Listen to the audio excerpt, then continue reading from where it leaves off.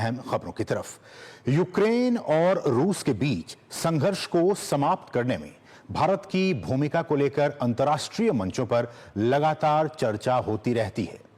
PM Modi कई बार दोहरा चुके हैं कि यह समय युद्ध का नहीं बल्कि बुद्ध का है, शांति का है। उन्होंने यह भी कहा है कि किसी भी समस्या का समाधान केवल संवाद और कूटनीति के जरिए ही संभव है। भारत की इसी प्रतिबद्धता को रूसी राष्ट्रपति व्लादिमीर पुतिन ने इसकी काफी सराहना की है। रूस और यूक्रेन युद्ध को रोकने में पूरी दुनिया लगी है।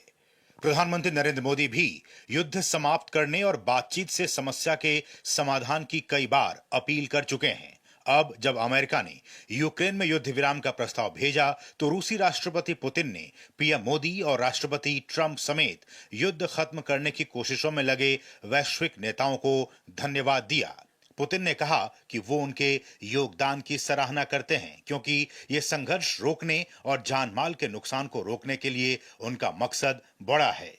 मैं यूक्रेन की स्थिति पर ध्यान केंद्रित करने के लिए अमेरिका के राष्ट्रपति ट्रंप का आभार व्यक्त करता हूं। चीन के राष्ट्रपति शी जिनपिंग, भारत के प्रधानमंत्री मोदी, ब्राजील और दक्षिण अफ्रीका के राष्ट्रपति सहित कई राष्ट्र अध्यक्ष इस मुद्दे के समाधान के लिए महत्वपूर्ण समर्पण दिखा रहे हैं। हम उनके योगदान की सराहना करते हैं क्योंकि यह संघर्ष को रोकने और जान माल के नुकसान को रोकने के लिए उनका महान उद्देश्य है। प्रधानमंत्री नरेंद्र मोदी ने कई मौकों पर क्षेत्र में शांति लाने पर जोर देते रहे हैं और रूस यूक्रेन संघर्ष पर भारत के रुख को स्पष्ट किया है। हाल ही में व्हाइट हाउस में ट्रंप के साथ अपनी बैठक में भी पीएम मोदी ने स्पष्ट किया था कि भारत इस मामले में तटस्थ नहीं है बल्कि भारत शांति के साथ खड़ा है। पीएम मोदी ने कहा था कि ये समय युद्ध का नहीं बुद्ध का है। दुनिया का एक सोच रही है कि भारत न्यूट्रल है। भारत न्यूट्रल नहीं है। भारत का अपना पक्ष है और भारत का पक्ष है शांति।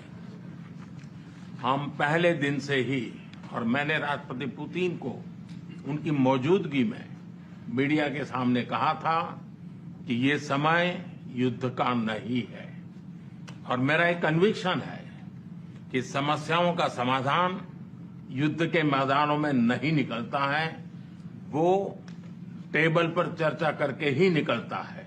फरवरी 2022 में युद्ध शुरू होने के बाद से पीएम मोदी ने यूक्रेनी राष्ट्रपति और पुतिन दोनों से कई बार बातचीत की। पीएम मोदी ने बातचीत और कूटनीति के माध्यम से युद्ध के शांतिपूर्ण समाधान के भारत के रुख को मजबूत किया है। भारत दुनिया में शांति चाहने और प्रयास करने वाला सबसे अग्रणी देश है।